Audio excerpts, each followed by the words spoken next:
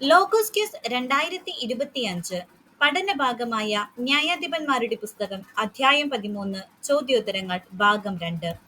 ചോദ്യം 1. എന്റെ അടുത്ത് കഴിഞ്ഞ ദിവസം വന്ന ആൾ വീണ്ടും പ്രത്യക്ഷപ്പെട്ടിരിക്കുന്നു എന്ന് ഭാര്യ വന്ന് പറഞ്ഞപ്പോൾ മനോവ ചെയ്തത് എന്ത്? ഉത്തരം: ഭാര്യയുടെ പിന്നാലെ ചെന്ന് ദൈവദൂതനോട് ചോദിച്ചു. ചോദ്യം 2. എന്റെ അടുത്ത് കഴിഞ്ഞ ദിവസം വന്ന ആൾ വീണ്ടും പ്രത്യക്ഷപ്പെട്ടിരിക്കുന്നു എന്ന് ഭാര്യ വന്ന് പറഞ്ഞപ്പോൾ മനോവ ഭാര്യയുടെ പിന്നാലെ ചെന്ന് ദൈവദൂതനോട് ചോദിച്ചത് എന്ത്? ഉത്തരം: ഇവളോട് സംസാരിച്ചവൻ നീയോ? ചോദ്യം 3. ഇവളോട് സംസാരിച്ചവൻ നീയോ എന്ന് മനോവ ചോദിച്ചപ്പോൾ ദൈവദൂതൻ പറഞ്ഞതെന്ത്? ഉത്തരം: ഞാൻ തന്നെ. ചോദ്യം 4. ആരുടെ ജീവിതചര്യ എങ്ങനെയായിരിക്കണം എന്നാണ് മനോവ ദൈവദൂതനോട് ചോദിക്കുന്നത്? ഉത്തരം: ബാലന്റെ. ചോദ്യം 5. എപ്പോൾ മുതൽ ബാലന്റെ ജീവിതചര്യ എങ്ങനെയായിരിക്കണം എന്നാണ് മനോവ ദൈവദൂതനോട് ചോദിക്കുന്നത്? ഉത്തരം: നിന്റെ വാക്കുകൾ നിറവേറുമ്പോൾ. ചോദ്യം 6. നിന്റെ വാക്കുകൾ നിറവേറുമ്പോൾ ബാലന്റെ ജീവിതചര്യ എങ്ങനെയായിരിക്കണം? ഈ ചോദ്യത്തിന് ശേഷം മനോവ ദൈവദൂതനോട് ചോദിക്കുന്ന ചോദ്യമെന്ത്? ഉത്തരം: അവൻ എന്താണ് ചെയ്യേണ്ടത്? ചോദ്യം 7.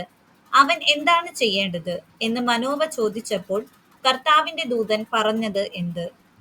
ഉത്തരം: ഞാൻ സ്ത്രീയോട് പറഞ്ഞതെല്ലാം അവൾ പാലിക്കട്ടെ. ചോദ്യം 8. എന്തിൽ നിന്നുള്ളത് അവൾ ഭക്ഷിക്കരുത് എന്നാണ് കർത്താവിന്റെ ദൂതൻ മനോവയോട് പറഞ്ഞത്? ഉത്തരം: മുന്തിരിയിൽ നിന്നുള്ളതൊന്നും. ചോദ്യം 9. സ്ത്രീ എന്തു കുടിക്കരുത് എന്നാണ് ദൈവദൂതൻ മനോവയോട് പറയുന്നത്? ഉത്തരം: വീഞ്ഞോ ലഹരി പദാർത്ഥങ്ങളോ. ചോദ്യം 10. എന്ത് തിന്നുകയും അരുത് എന്നാണ് ദൈവദൂതൻ മനോവയോട് പറഞ്ഞത്? ഉത്തരം: അശുദ്ധമായതൊന്നും. ചോദ്യം 11. അവൾ എന്തെല്ലാം പാലിക്കണം എന്നാണ് ദൈവദൂതൻ മനോവയോട് പറഞ്ഞത്? ഉത്തരം: ഞാൻ അവളോട് കൽപ്പിച്ചതൊക്കെ. ചോദ്യം 12. എപ്പോൾ വരെ നിൽക്കണമേ എന്നാണ് മനോവ കർത്താവിന്റെ ദൂതനോട് പറഞ്ഞത്? ഉത്തരം: ഞാനൊരു ആട്ടിൻകുട്ടിയെ പാകം ചെയ്യുന്നത് വരെ. ചോദ്യം 13.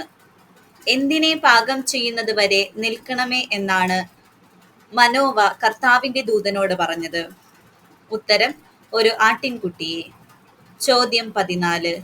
നീ പിടിച്ചു നിർത്തിയാലും താൻ എന്തു ചെയ്യുകയില്ല എന്നാണ് കർത്താവിന്റെ ദൂതൻ മനോവയോട് പറഞ്ഞത്? ഉത്തരം: നിന്റെ ഭക്ഷണം ഞാൻ കഴിക്കുകയില്ല. ചോദ്യം 15. നീ പിടിച്ചു നിർത്തിയാലും നിന്റെ ഭക്ഷണം ഞാൻ കഴിക്കുകയില്ല. നീ അത് കർത്താവിന് എപ്രകാരം അർപ്പിക്കുക എന്നാണ് കർത്താവിന്റെ ദൂതൻ മനോവയോട് പറഞ്ഞത്? ഉത്തരം: ദഹനബലിയായി. ചോദ്യം 16. എന്തു ചെയ്യുന്നെങ്കിൽ നിന്റെ ഭക്ഷണം കർത്താവിന് ദഹനബലിയായി അർപ്പിക്കുക എന്നാണ് കർത്താവിന്റെ ദൂതൻ മനോവയോട് പറഞ്ഞത്? ഉത്തരം: നീ പാകം ചെയ്യുന്നെങ്കിൽ. ചോദ്യം 17. ആരാണ് അവനെന്ന് മനോവ അറിഞ്ഞിരുന്നില്ല എന്നാണ് 16-ാം വാക്യത്തിൽ പറയുന്നത്? ഉത്തരം: കർത്താവിന്റെ ദൂതനാണ്. ചോദ്യം 18. നീ പറഞ്ഞത് സംഭവിക്കുമ്പോൾ ഞങ്ങൾ നിന്നെ എന്തു ചെയ്യണമല്ലോ എന്നാണ് മനോവ കർത്താവിന്റെ ദൂതനോട് പറഞ്ഞത്? ഉത്തരം: ബഹുമാനിക്കണമല്ലോ. ചോദ്യം 19. നീ പറഞ്ഞത് സംഭവിക്കുമ്പോൾ ഞങ്ങൾ നിന്നെ ബഹുമാനിക്കണമല്ലോ എന്നതുകൊണ്ട് മനോവ കർത്താവിന്റെ ദൂതനോട് ചോദിച്ചത് എന്ത്? ഉത്തരം: നിന്റെ പേര് എന്ത്? ചോദ്യം 20. നിന്റെ പേര് എന്ത് എന്ന് മനോവ കർത്താവിന്റെ ദൂതനോട് ചോദിക്കാൻ കാരണമെന്ത്? ഉത്തരം: നീ പറഞ്ഞത് സംഭവിക്കുമ്പോൾ ഞങ്ങൾ നിന്നെ ബഹുമാനിക്കണമല്ലോ. ചോദ്യം 21. പൂരിപ്പിക്കുക. എന്റെ പേര് ഡാഷ്, നീ അത് ചോദിക്കുന്നത് എന്തിന് എന്നാണ് കർത്താവിന്റെ ദൂതൻ മനോവയോട് ചോദിക്കുന്നത്? ഉത്തരം: അത്ഭുതകരമായിരിക്കെ. ചോദ്യം 22. നിന്റെ പേര് എന്ത് എന്ന് മനോവ ചോദിച്ചപ്പോൾ കർത്താവിന്റെ ദൂതൻ ചോദിച്ച മറുചോദ്യം എന്ത്? ഉത്തരം: എന്റെ പേര് അത്ഭുതകരമായിരിക്കെ നീ അത് ചോദിക്കുന്നതെന്തിന്? ചോദ്യം 23. എന്റെ പേര് അത്ഭുതകരമായിരിക്കെ നീ അത് ചോദിക്കുന്നതെന്തിന് എന്ന് കർത്താവിന്റെ ദൂതൻ ചോദിച്ചപ്പോൾ മനോവ കൊണ്ടുവന്നത് ആരെ? ഉത്തരം: ഒരു ആട്ടിൻകുട്ടിയെ. ചോദ്യം 24.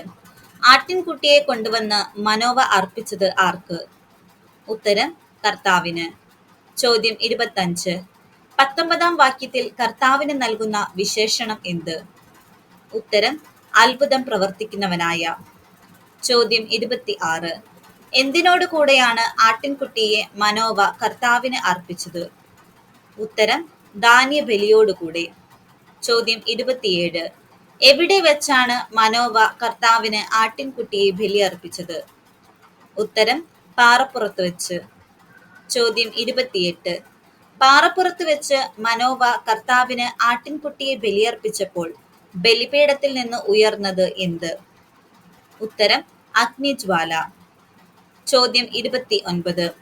പാറപ്പുറത്ത് വെച്ച് മനോവ കർത്താവിന് ആട്ടിൻകുട്ടിയെ ബലിയർപ്പിച്ചപ്പോൾ ബലിപീഠത്തിൽ നിന്ന് അഗ്നിജ്വാല ഉയർന്നത് എവിടേക്ക്? ഉത്തരം ആകാശത്തിലേക്ക്. ചോദ്യം 30. ആര് നോക്കി നിൽക്കുകയാണ് കർത്താവ് ദൂതൻ ബലിപീഠത്തിൽ അഗ്നിജ്വാലയിലൂടെ ഉയർന്നു പോയത്? ഉത്തരം മനോവയും ഭാര്യയും നോക്കി നിൽക്കെ. ചോദ്യം 31. മനോവയും ഭാര്യയും നോക്കി നിൽക്കെ ആരാണ് ബലിപീഠത്തിൽ നിന്ന് അഗ്നിജ്വാലയിലൂടെ ഉയർന്നു പോയത്? ഉത്തരം കർത്താവിന്റെ ദൂതൻ. ചോദ്യം 32. മനോവയും ഭാര്യയും നോക്കി നിൽക്കെ കർത്താവിന്റെ ദൂതൻ എങ്ങനെയാണ് ഉയർന്നു പോയത്? ഉത്തരം ബലിപീഠത്തിലെ അഗ്നിജ്വാലയിലൂടെ. ചോദ്യം 33. തങ്ങൾ നോക്കി നിൽക്കെ കർത്താവിന്റെ ദൂതൻ ബലിപീഠത്തിലെ അഗ്നിജ്വാലയിലൂടെ ഉയർന്നു പോയപ്പോൾ മനോവയും ഭാര്യയും ചെയ്തതെന്ത്? ഉത്തരം നിലത്ത് കമിഴ്ന്നു വീണു. ചോദ്യം 34. ബലിപീഠത്തിലെ അഗ്നിജ്വാലയിലൂടെ ഉയർന്നു പോയ കർത്താവിന്റെ ദൂതൻ പിന്നീട് പ്രത്യക്ഷപ്പെടാതിരുന്നത് ആർക്ക്? ഉത്തരം മനോവയ്ക്കും ഭാര്യയ്ക്കും. ചോദ്യം 35. പിന്നീട് തങ്ങൾക്ക് പ്രത്യക്ഷപ്പെടാതിരുന്നതുകൊണ്ട് ദൈവദൂതൻ ആരാണെന്നാണ് മനോവയ്ക്ക് വ്യക്തമായത്? ഉത്തരം കർത്താവിന്റെ ദൂതൻ. ചോദ്യം 36. അത് കർത്താവിന്റെ ദൂതനാണെന്ന് വ്യക്തമായ മനോവ ഭാര്യയോട് പറഞ്ഞത് എന്ത്? ഉത്തരം ദൈവത്തെ കണ്ടതുകൊണ്ട് നാം തീർച്ചയായും മരിക്കും. ചോദ്യം 37. എന്തുകൊണ്ട് നാം തീർച്ചയായും മരിക്കും എന്നാണ് മനോവ ഭാര്യയോട് പറഞ്ഞത്? ഉത്തരം ദൈവത്തെ കണ്ടതുകൊണ്ട്. ചോദ്യം 38. നമ്മെ കൊല്ലണമെന്ന് ഉദ്ദേശിച്ചിരുന്നെങ്കിൽ കർത്താവ് നമ്മുടെ കയ്യിൽ നിന്ന് എന്തെല്ലാം സ്വീകരിക്കുകയില്ലായിരുന്നു എന്നാണ് മനോവയുടെ ഭാര്യ പറഞ്ഞത്? ഉത്തരം ദഹനബലിയും ധാന്യബലിയും. ചോദ്യം 39. നമ്മെ കൊല്ലണമെന്ന് ഉദ്ദേശിച്ചിരുന്നെങ്കിൽ കർത്താവ് ദഹനബലിയും ധാന്യബലിയും സ്വീകരിക്കുകയില്ലായിരുന്നു എന്നും പിന്നെ എന്തെല്ലാം ചെയ്യുകയുമില്ലായിരുന്നു എന്നുമാണ് മനോവയുടെ ഭാര്യ പറഞ്ഞത്? ഉത്തരം ഇക്കാര്യങ്ങൾ കാണിച്ചു തരികയോ അറിയിക്കുകയോ. ചോദ്യം 40. മനോവ തന്റെ പുത്രന് നൽകിയ പേരെന്ത്? ഉത്തരം സാംസൺ. ചോദ്യം 41. കുട്ടിയെ അനുഗ്രഹിച്ചത് ആര്? ഉത്തരം കർത്താവ്. ചോദ്യം 42. ആര് സാംസണിൽ പ്രവർത്തിച്ചു തുടങ്ങി എന്നാണ് 25 വാക്യത്തിൽ പറയുന്നത്? ഉത്തരം കർത്താവിന്റെ ആത്മാവ്. ചോദ്യം 43. എവിടെ വെച്ചാണ് കർത്താവിന്റെ ആത്മാവ് സാംസണിൽ പ്രവർത്തിച്ചു തുടങ്ങിയത്? ഉത്തരം മഹനോദാനിൽ. ചോദ്യം 44. എന്തിനെല്ലാം മധ്യേയാണ് മഹനോദാനം സ്ഥിതി ചെയ്യുന്നത്? ഉത്തരം സോറായ്ക്കും എഷ്താവോലിനായുള്ള ഇന്നത്തെ ചോദ്യം. പാറപ്പുറത്ത് വെച്ച് മനോവ കർത്താവിന് ആട്ടിൻകുട്ടിയെ ബലിയർപ്പിച്ചപ്പോൾ അഗ്നിജ്വാല ഉയർന്നത് എവിടേക്ക്? നിങ്ങളുടെ ഉത്തരം കമന്റായി രേഖപ്പെടുത്തുക. ചാനൽ സബ്സ്ക്രൈബ് ചെയ്ത് സപ്പോർട്ട് ചെയ്യുമല്ലോ. നന്ദി.